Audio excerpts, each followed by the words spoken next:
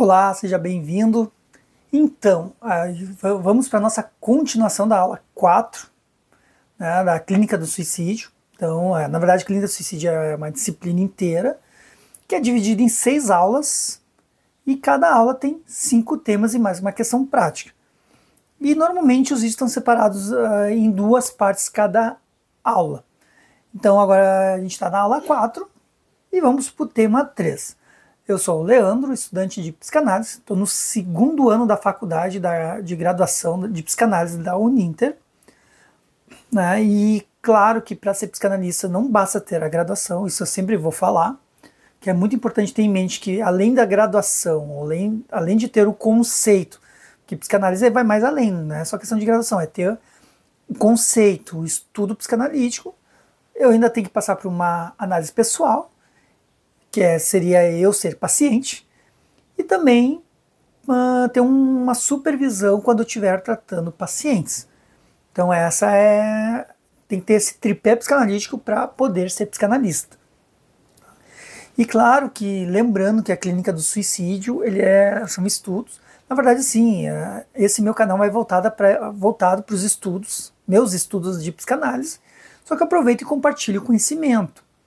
Mas nesse caso, como a disciplina é uma questão mais delicada, que é a Clínica do Suicídio, então por isso que eu digo que isso aqui é uma aula que vai trazer teorias juntando com a psicanálise, como já o curso é de psicanálise, então a Clínica do Suicídio também é voltada para a questão psicanalítica, mas que não é uma ajuda. Se não for o teu caso, se tu caiu nesse canal, mas precisando de ajuda, te convido a procurar uma ajuda de um profissional. Isso aí é uma questão muito séria, mas é importante reconhecer que está acontecendo. Não é frescura nem nada, não existe isso. Se está acontecendo, leve em consideração e procure uma ajuda profissional. Tá? Se não é o caso, convido a assistir o vídeo até o final. E aí, como nós estamos na segunda parte, então lembrando que cada aula é dividida em 5 temas. Na aula passada a gente viu o tema 1 e o tema 2, que falou da questão da psicodinâmica e a questão da pulsão de vida e pulsão de morte. E aí hoje entraremos na homeostase. O que seria a homeostase? Lembrando que é tudo com foco psicanalítico. Então vamos ver aqui o que o texto nos traz. Freud é considerado um dualista, por causa de sua tendência de analisar forças opostas e relacioná-las com a psicodinâmica.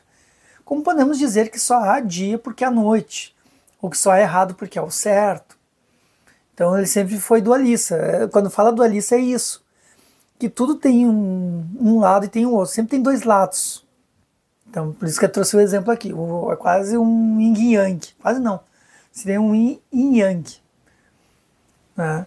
Então a nossa vida é o resultado da interação entre pulsão de vida, representada na imagem a seguir como a chama do fogão, e a pulsão de morte, representada na imagem pela descarga de vapor da chaleira. Então a chama do fogão seria a pulsão de vida, é o que dá a vida, e o vapor seria a pulsão de morte, que ele está falando aqui, que seria uma descarga. Uma limitação na imagem é o fato de representar apenas o estímulo vindo de fora, quando na verdade os estímulos podem ter origem interna também. Então aqui na verdade o texto nos traz uma observação que os estímulos não são só externos, mas também internos. E uma questão muito importante que dominou a discussão de psicanalistas é se a tendência primordial do psiquismo é retornar ao nirvana ou é sobreviver. Então sempre teve esse questionamento. Seria tu buscar plenitude ou apenas sobreviver para não morrer? Então essa seria a questão.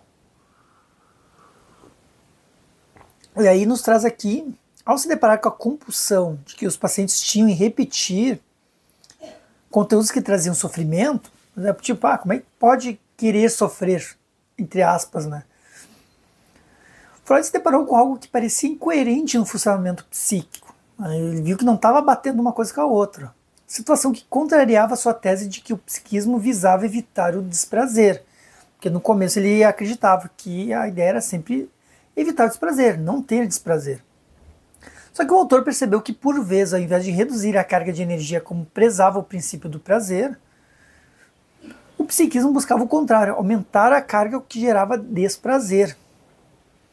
Então a ideia que era para ser uma coisa diminuir não acontecia. E aí, num artigo Problema Econômico do Masoquismo, Freud tenta dar uma nova direção para o impasse a respeito da dor-prazer, que envolve a questão da homeostase. Aí vem a questão da homeostase do aparelho psíquico. Pois, se no masoquismo a dor é sentida como prazer, como relacioná-la ao princípio de prazer, que é entendido como uma descarga de energia para evitar o aumento de tensão, dor, e assim proporcionar prazer? Então, na verdade, fica num dilema, um paradoxo. Uma coisa não leva a outra.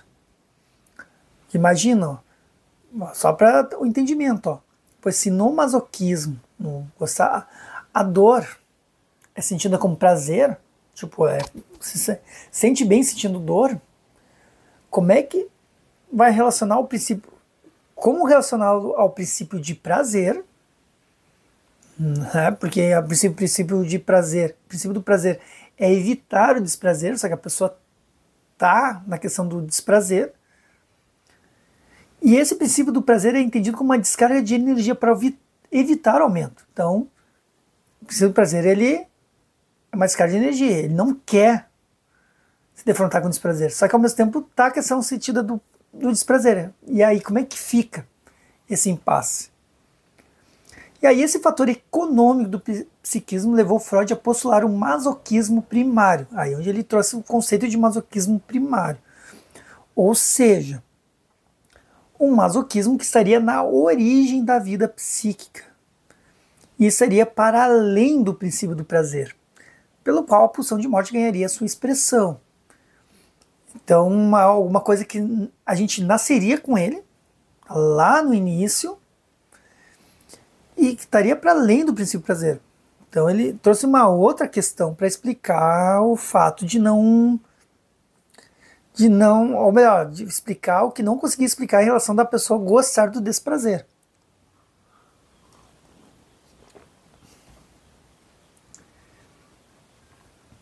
Então é isso aí. Assim, dor-prazer entra no regime da pulsão de morte. Aí que vem a questão da pulsão de morte. Isso é, destinado a uma compulsão, a repetição na tentativa de dominação da experiência. Porém, ao repetir, não encontra o seu objeto.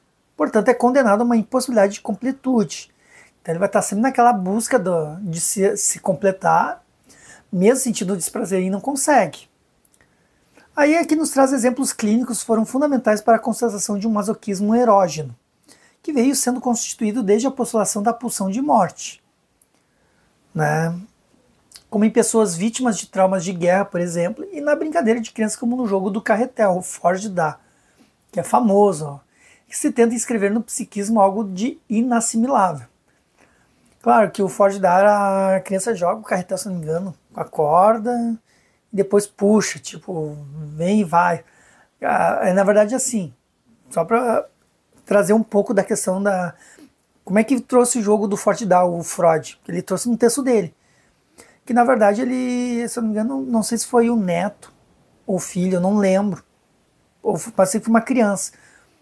Que na verdade aquele movimento, aquela brincadeira do jogar o carretel e puxar, seria equivalente à questão da mãe. Que às vezes está presente, às vezes não está. Só que para a criança, às vezes quando a mãe não está presente, para ela é uma angústia, porque ela não sabe se a mãe vai voltar. Ela não tem essa certeza, essa garantia. Então a brincadeira seria uma maneira de ele estar no controle. Porque ele sabe que o carretel seria a mãe dele, e daí ele joga como se ela estivesse indo, mas ele puxa porque ele está no controle. Então em termos psíquicos acaba sendo uma coisa boa para ele. Então meio que, digamos, se remedia. Já que não consegue lidar com a questão real, ele simboliza.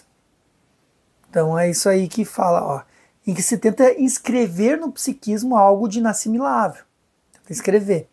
E aí o texto Recordar, Repetir, Elaborar, do Freud, foi o precursor dessa base e apresenta os caminhos dessa compreensão psicodinâmica na metapsicologia freudiana, que é a questão do ego e de superego, se não me engano.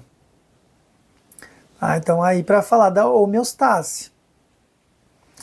E aí o tema 4 vem falar da agressividade. Como é que vem a agressividade?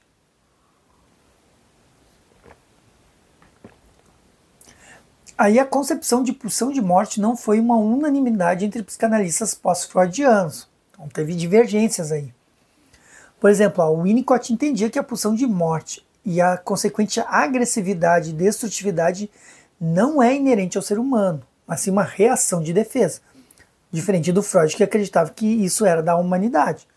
Mas lembrando que Freud também passou por uma Primeira Guerra Mundial, teve a perda da filha, então teve questões que fez ele acreditar que o ser humano era uma coisa inata. Só que o Winnicott disse que não. Lacan retoma a defesa da pulsão de morte como uma força que opera de modo inconsciente e se manifesta no comportamento agressivo alto ou heterodirigido, tipo, tu se autoagredir ou tu agredir outra pessoa, ou outras questões. Até uma quebra de objetos, jogar um objeto longe também é uma agressividade com o objeto, não precisa necessariamente ser em uma pessoa. Uma discordância entre Freud e Lacan era em relação a ser inata a pulsão de morte. Tipo, eles entendiam a mesma coisa, o Lacan ele concordava com Freud, mas a única coisa que divergia ou não sabia se poderia ser inata ou não. E quando falar inata, para quem não sabe, inata é quando nasce, é já de nascimento. Então, ao contrário, ou seja, não era natural. Então, o Lacan ele defendia que não era inato, isso não nascia da pessoa, que não era natural, pois ao nascer a criança ainda não está inscrita no circuito pulsional. Quer dizer, que a criança, para Lacan, não existia questão de pulsão. Para Lacan, toda pulsão é, em sua potência representacional, pulsão de morte, porque está no mecanismo que mantém o sujeito em relação ao objeto que causa o seu desejo. Então, na verdade, por que acredita nisso? Porque a pessoa está sempre em relação ao objeto. Aí ele traz que toda pulsão é virtualmente uma pulsão de morte. Então, até um desejo sexual, por exemplo, seria uma pulsão de morte. Aquilo que torna a pulsão de vida, que a erogeniza, é sua ligação aos objetos. Isso que a torna sexual, no sentido psicanalítico. Então, esse objeto pode ser o eu, por exemplo, que faz frente à angústia do despedaçamento. Tem a questão em busca do objeto, pode ser até do próprio eu. Lacan relata que as intenções agressivas se apresentam como imagens de castração, mutilação, desmembramento, desagregação, devoração e ilustradas algumas vezes como capa de seus livros. Essas imagens ilustram a relação do sujeito com seu próprio corpo conforme são relatadas por pacientes neuróticos, sendo mais graves nas paranoias e outras experiências psicóticas. A angústia do despedaçamento. A angústia do despedaçamento impele a busca por unificação. Claro, porque como se estivesse se desmanchando, se desorganizando. Então tu busca se organizar de novo. Então, no caso, a angústia ele faz tu correr atrás para te se juntar de novo, para te se reorganizar psicamente falando. E aí, para ampliar o estudo sobre manejo clínico na clínica do suicídio, é importante buscar aprofundamento na compreensão da agressividade como resultado de um processo estruturante. Então, aqui o que está nos dizendo o texto aqui é importante no manejo clínico, é importante a gente ter uma forte compreensão da agressividade como resultado de um processo estruturante. Tipo, a agressividade ele vem de uma questão, uma estrutura, ele tem um porquê. Né? E aí até aqui, existe um componente erótico, porque o sujeito vê no outro uma imagem ideal, narcísica de si mesmo, que ele investe libidinalmente como sua própria imagem. Só um parênteses aqui na questão das pessoas que estão apaixonadas, por exemplo, que as pessoas não vê o defeito da outra. O que acontece? Quando a pessoa não vê o defeito da outra, nada mais é uma projeção do eu ideal dela na outra pessoa, porque todos nós temos o nosso eu ideal. Só que o que às vezes acontece na paixão? A gente acaba projetando nosso eu ideal na outra pessoa. Então a gente só enxerga as qualidades. Aliás, não é que a gente só enxerga as qualidades, a gente não quer enxergar os defeitos. A gente projeta um eu ideal na outra. Até perceber que a outra pessoa tem seus defeitos. E aí onde quando a paixão começa a diminuir é que quando começa a perceber que não existe um eu ideal. Aí onde vem que a questão do amor é uma escolha. Então aí tá falando, ó, o sujeito vê no outro uma imagem ideal, narcísica, né, de si mesmo, e ele investe libidinalmente, tipo, ele investe na outra pessoa. Só que aí, ó, existe um componente agressivo. Por quê? Se eu é o outro, porque tá projetando teu eu no outro, então esse outro pode tomar meu lugar. Porque no momento que tu projeta um eu ideal no outro, então isso tudo é psicamente, tá, pessoal? Não é uma coisa assim, né, tipo de que realmente acontece, mas é tudo psíquico, né? Então esse outro pode tomar meu lugar. E é em termos de você ou eu que se desdobra então a relação. A única saída vem a ser a destruição do outro. Então a agressividade faz parte do processo de sobrevivência psíquica. Se a princípio desenvolveu-se a pulsão de morte para teorizar sobre a agressividade, agora em Lacan ela aparece como consequência lógica da gênese do eu.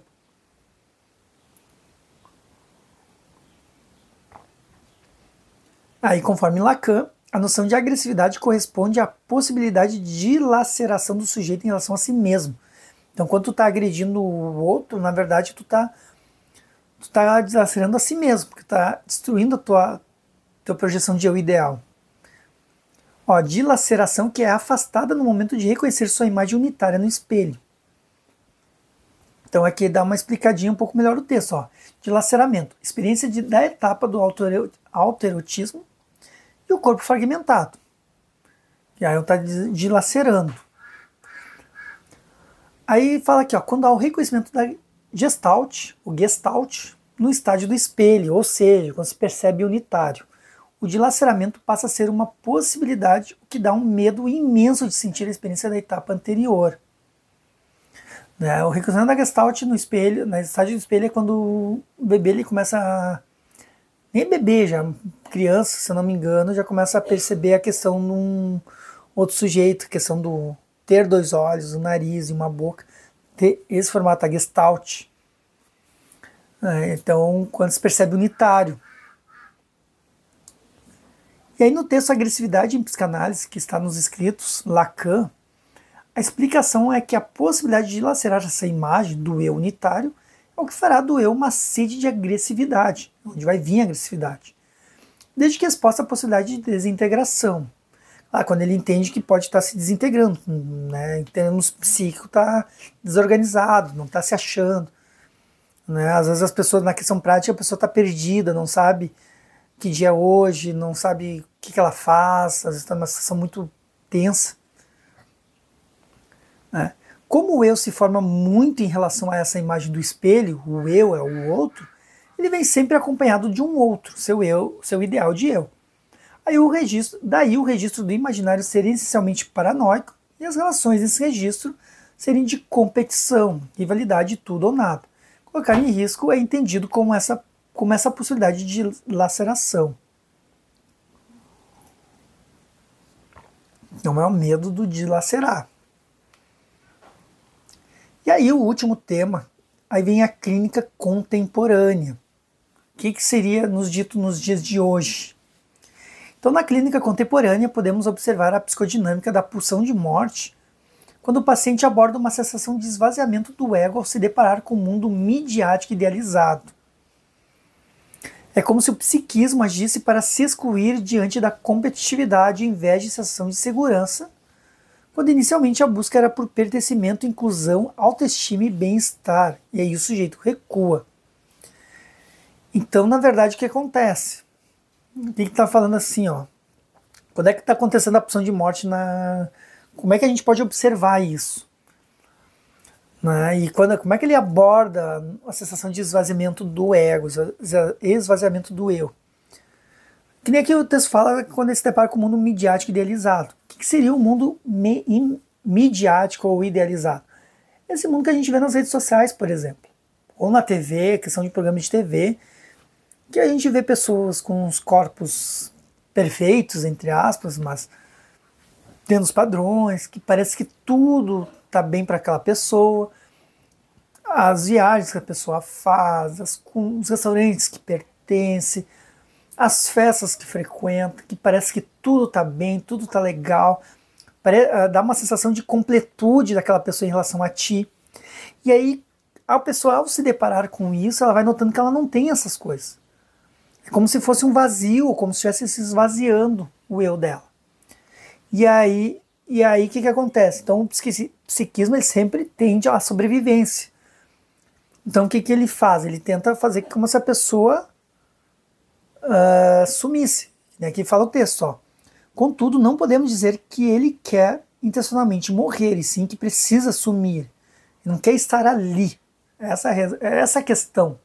Esse é o âmago da questão. Ele não quer estar ali.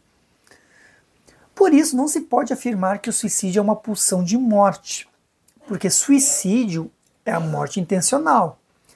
E a pulsão de morte tem o objetivo de sobreviver psiquicamente. Então, deixando bem claro que pulsão de morte é uma coisa e suicídio é outra. Em casos limites, há um superinvestimento no objeto, uma dependência extrema e uma articulação com a melancolia, por exemplo, em que há uma sensação de hemorragia do eu, está se esvaindo, dando uma sensação de que há um ralo constantemente aberto pelo qual o eu se esvai, juntamente com o objeto perdido. Em algumas situações de perda de emprego, reprovação, divórcio ou em lutos por aborto e outras perdas significativas, o luto por ter a intensidade de melancolia, o luto por causa da intensidade da melancolia. Observamos que na fase aguda do sofrimento a pessoa se segura, se aperta, se abraça, como se estivesse tentando não se desintegrar. Ela está perdida, então ela fica tensa, se encolhe, chora, enfim. A perda de objeto aqui, como não pode ser substituída por outros, questão simbólica, uma perda de um filho, por exemplo, aponta para a melancolia como psicose. Então, nos casos limites, a ameaça de suicídio são patognomônicos, ou seja, são sinais observados ou são notificações confirmadas. Então, a pessoa dá sinais, o que possibilita aos profissionais de saúde estabelecer uma relação entre luto complicado e maior risco de comportamento suicida. É onde se tem que deter mais atenção. Outro período crítico que exige atitudes pautadas pela ética do cuidado é durante a adolescência. Nessa fase é um despojamento de si mesmo. O corpo da infância é perdido e o sujeito precisa habitar um corpo recentemente sexuado. Recente, entre aspas, porque o corpo sempre foi erótico, mas na adolescência a sexualidade passa a implicar a relação genital em relações físicas com outras pessoas. Só um parênteses aqui na questão, tá falando que o corpo sempre foi uma sexualidade. O que acontece? A gente tem prazer desde a infância.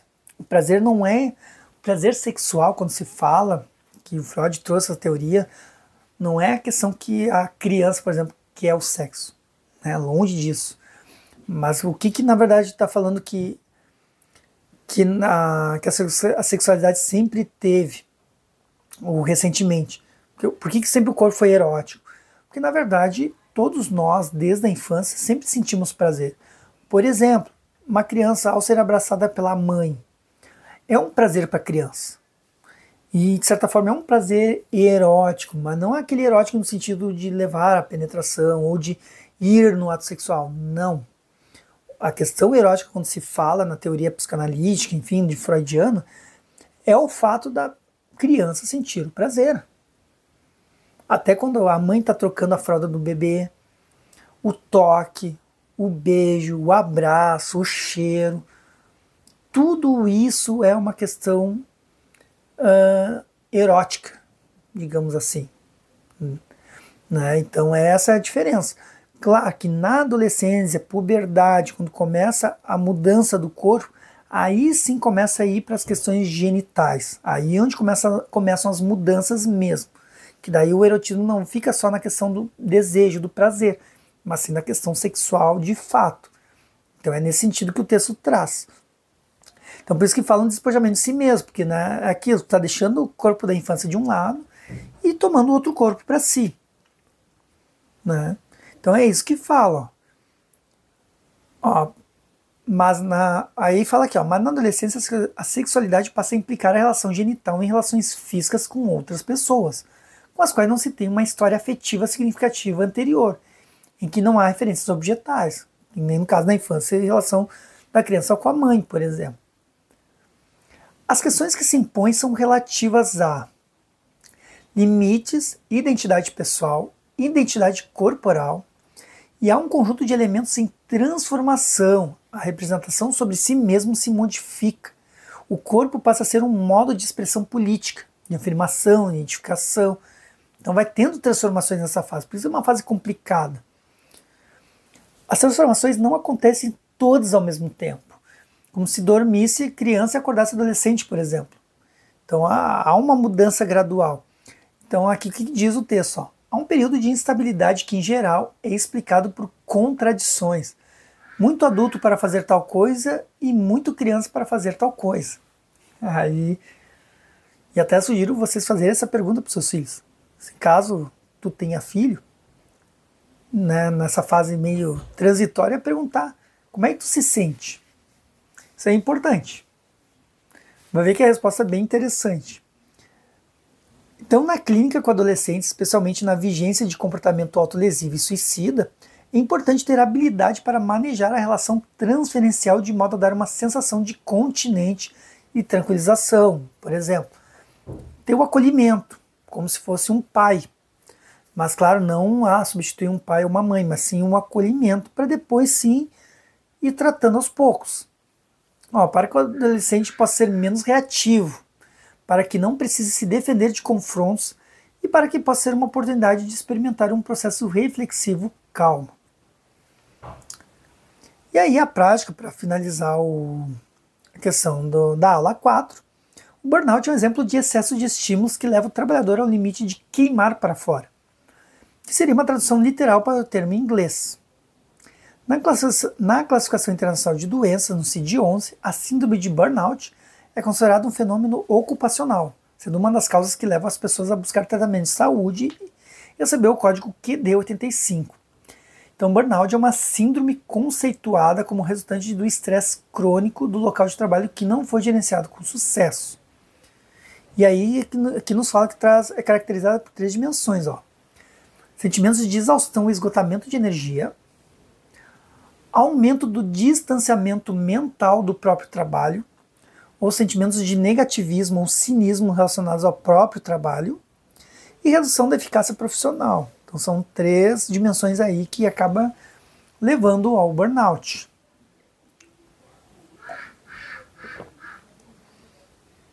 E aí aqui, burnout não é estresse, deixando bem claro. É o que resulta do estresse crônico, uma coisa que não passa nunca.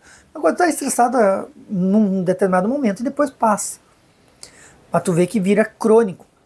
E é o que vem depois de uma exaustão física e mental. Alguns dos sintomas são dores de cabeça, problemas do estômago, dificuldade para dormir e falta de ar, bem como pode levar a adoecimentos físicos, sociais, emocionais e prejuízos nos relacionamentos da vida pessoal e profissional. Então, finalizamos a aula 4 da Clínica do Suicídio. E aí, te espero na próxima, na aula número 5. Então, até mais.